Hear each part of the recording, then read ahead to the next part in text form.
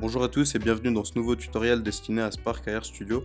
Aujourd'hui, on va apprendre comment segmenter le fond de la personne sur un filtre Instagram. On ouvre Spark AR Studio, Create Project. On va d'abord insérer un objet qui sera un rectangle.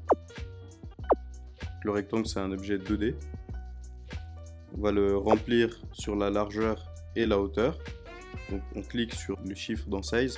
On clique sur Fill, Width, on clique sur Fill. On va créer un nouveau matériel pour ce rectangle. Ce rectangle, ça sera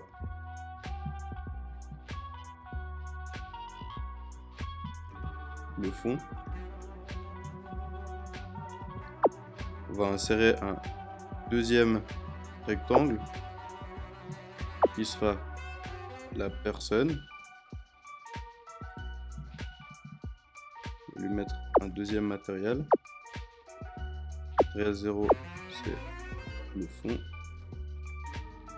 Deuxième matériel, c'est la personne.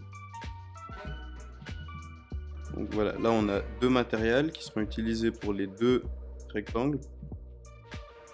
Donc pour le fond, on va prendre la texture de la caméra en fait. Donc on clique sur caméra. Sur la droite, on voit texture extraction. On clique sur plus. En bas, on voit segmentation, ce qui va en fait couper l'humain dans la scène. On clique sur plus. On voit que ça a créé un person segmentation mask. On clique sur la texture du fond. Pour le fond, je vais utiliser une image que j'ai créée auparavant. J'ai appelé fond. Pour le matériel de la personne, on clique sur shader type, flat. Dans diffuse, on met la caméra texture.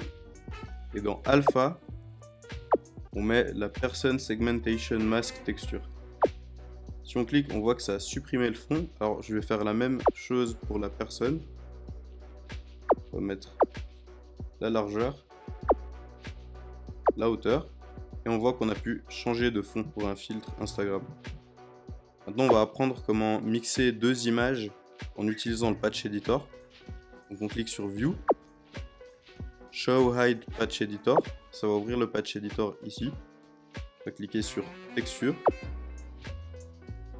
On va prendre l'image de la personne. C'est l'image que j'ai envie de mélanger avec la texture de la caméra. Donc on voit qu'il y a les deux, je les ai glissés dans le Patch Editor. Entre deux, mettre un multiply.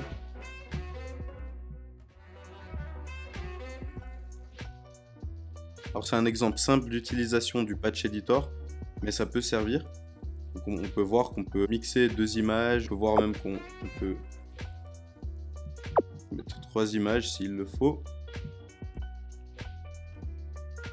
On va glisser le fond et on voit qu'on peut multiplier plusieurs images en même temps.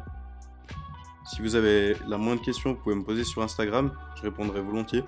J'ai mis en description le lien de ce fichier. Maintenant, vous savez comment changer le fond sur un filtre Instagram et comment séparer la personne du fond. Ça peut être très pratique, on peut jouer avec les objets 3D pour donner plus d'espace. On se retrouve bientôt pour en apprendre plus sur Spark AR Studio.